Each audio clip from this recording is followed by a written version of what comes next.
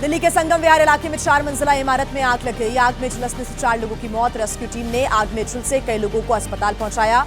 घटना के कारणों की हो रही है जांच। उत्तर प्रदेश के झांसी में प्लास्टिक गोदाम में लगी भीषण आग। महज कुछ ही देर में पूरा गोदाम आग में जलकर खाक। सूचना के बाद मौके पर पहुंची फायर ब्रिगेड की कानपुर के ट्रांसपोर्ट नगर में कपड़े के गोदाम में भीषण आग लग गई। सूचना के बाद मौके पर फायर फाइटर्स की टीम पहुंची। आग की वजह से लाखों के सामान की नुकसान की आशंका है। ऐसे में शॉर्ट सर्किट से यह हादसा होने की आशंका। यूपी के मेरठ में चलती कार में भीषण आग लग गई। कार चालक ने कूदकर अपनी जान बचाई और देखते ही देखते हाईवे पर आग का गोला बनी कार। घटना से यातायात भी प्रभावित हुआ।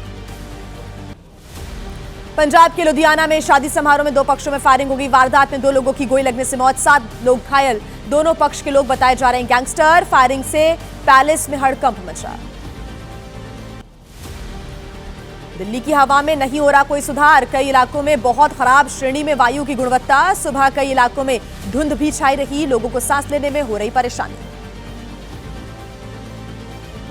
तमिलनाडु के तट की तरफ धीरे धीरे आगे बढ़ रहा है चक्रवाती तूफान डिटवा का। भारत के किन किन राज्यों में असर पड़ेगा और किस देश में डिटवा तूफान ने जमकर तबाही मचाई है। तूफान से जुड़ा अपडेट आपको दिखा देते हैं फटाफट।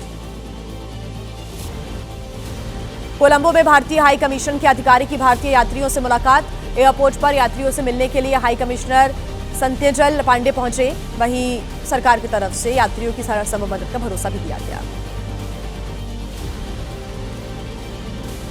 तमिलनाडु में दिखने लगा है चक्रवात का असर। अब रामेश्वरम में भारी बारिश की वजह से निचले इलाकों में जलभराव हो गया है। लोगों को किया जा रहा है शिविरों में शिफ्ट। चक्रवात दितवा की वजह से पौंडीचेरी में बदला मौसम। समंदर से उठ रही हैं ऊंची ऊंची लहरें। लोगों को समंदर किनारों से दूर रहने की हिदायत। तमिलनाडु और पुडुचेरी के कई जिलों में येलो अलर्ट जारी। चक्रवात दितवा को लेकर तमिलनाडु में हाई अलर्ट। दितवा के प्रभाव से तमिलनाडु और तटीय आंध्र प्रदेश के कई इलाकों में तेज हवाओं के साथ भारी बारिश की आशंका। चक्रवात दितवा को लेकर मौसम विभाग ने जारी की चेतावनी। तमिलनाडु के तटीय इलाकों में बाढ़ का खतरा। तेज हवाओं के साथ कच्चे घरों की उड़ सकती है छतें, उखड़ सकते हैं पेड़ और बिजली के खंभे भी। चेन्नई हवाई अड्डे से आने जाने वाली 35 से ज्यादा घरेलू उड़ानें रद्द की गई हैं। दितवा की वजह से फैसला लिया गया। 11 अंतर्राष्ट्रीय उड़ानों पर भी असर पड़ा है, उनको भी रद्द किया गया। चक्रवात दितवा से बचाव के लिए तमिलनाडु भेजी गई है राहत बचाव की टीमें। एनडीआरएफ की 5 टीमों को तमिलनाडु भेजा गया। आधुनिक उपकरणों से लैस है ये टीमें। दिल्ली ब्लास्ट केस में किसके कमरे से 18 लाख रुपए कैश मिला है और अब तक कितने लोगों की गिरफ्तारी हो चुकी है। दिल्ली धमाकों से जुड़ा हुआ पूरा अपडेट आपको दिखा देते हैं 9 सेकंड में।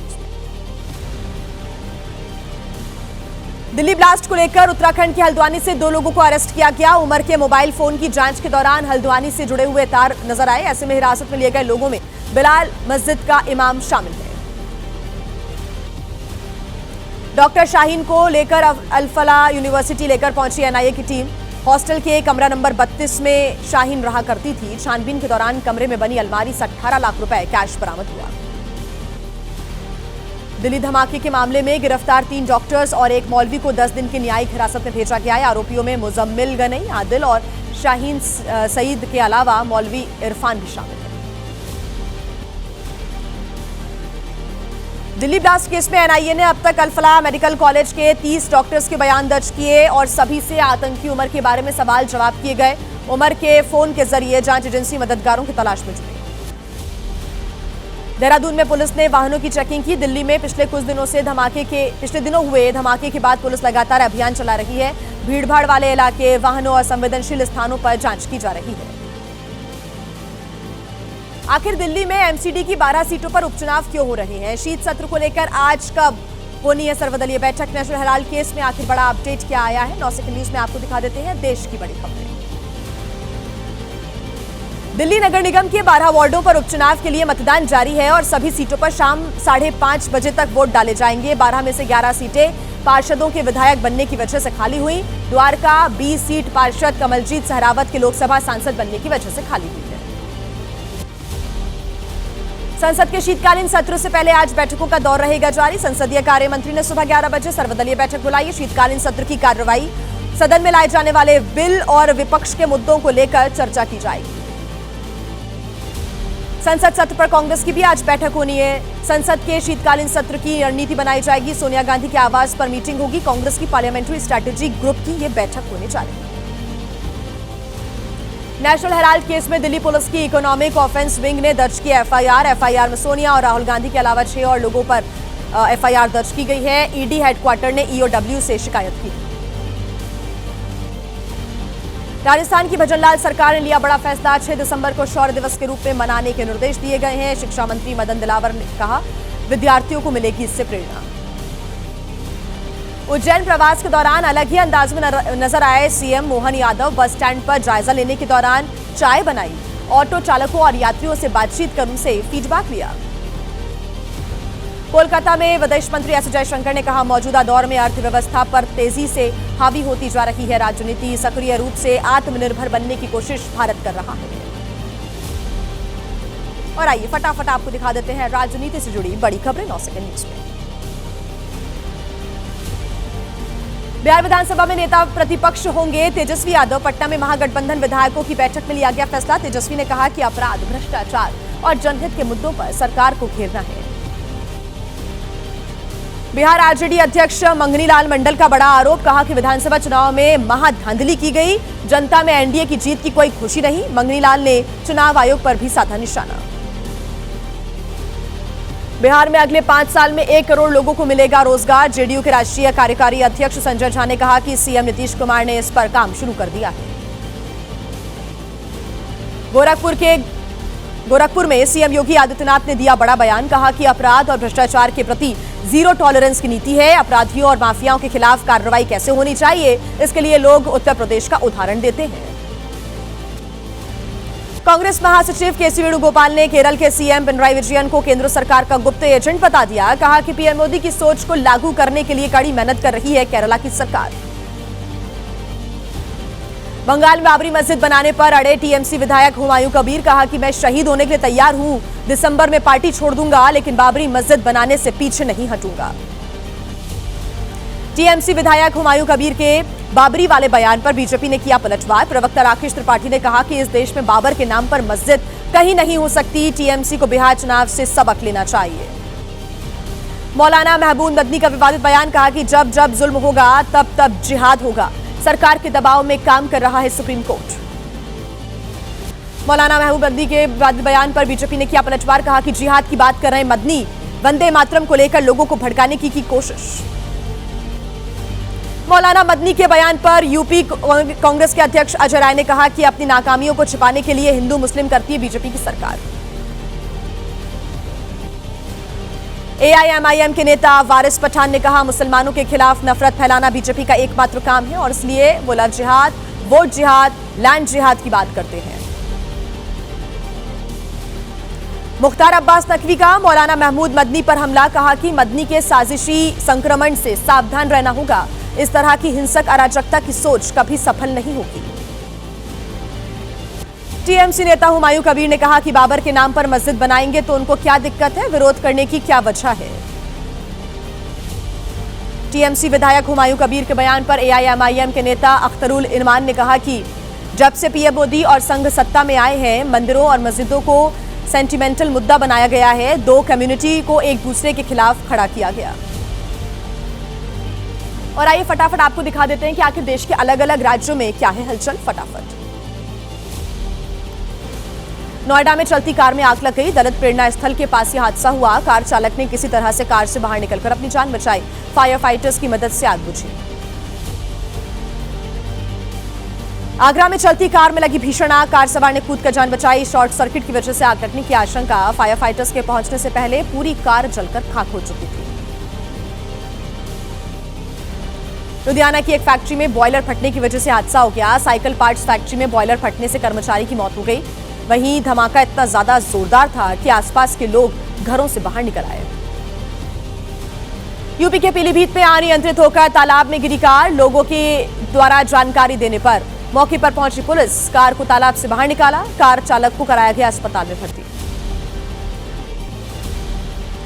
राजस्थान के अलवर में पुलिस ने रुकवाई एक शख्स की दूसरी शादी। पहली पत्नी की शिकायत पर शादी रुकवाने के लिए पुलिस पहुंची थी। पुलिस के पहुंचने पर बाथरूम में छिपा कांस्टेबल। बिहार के मुजफ्फरपुर में अतिक्रमण हटाने पहुंची टीम का विरोध हुआ। नगर निगम की टीम के साथ लोगों की नोकझोंक हो गई। जेसीबी को तोड़ा गया, जेसीबी की टारों को भी निकाल दिया गया। कश्मीर यूनिवर्सिटी कैंपस में नजर आया भालू। सीसीटीवी में भालू की चहलकदमी रिकॉर्ड हुई। वन विभाग को दी गई जानकारी। मेरठ की सुभारती यूनिवर्सिटी के छात्र ने सुसाइड किया। एमबीबीएस फर्स्ट ईयर के छात्र ने फांसी लगाकर आत्महत्या कर ली। आत्महत्या के कारणों की जांच कर रही पुलिस।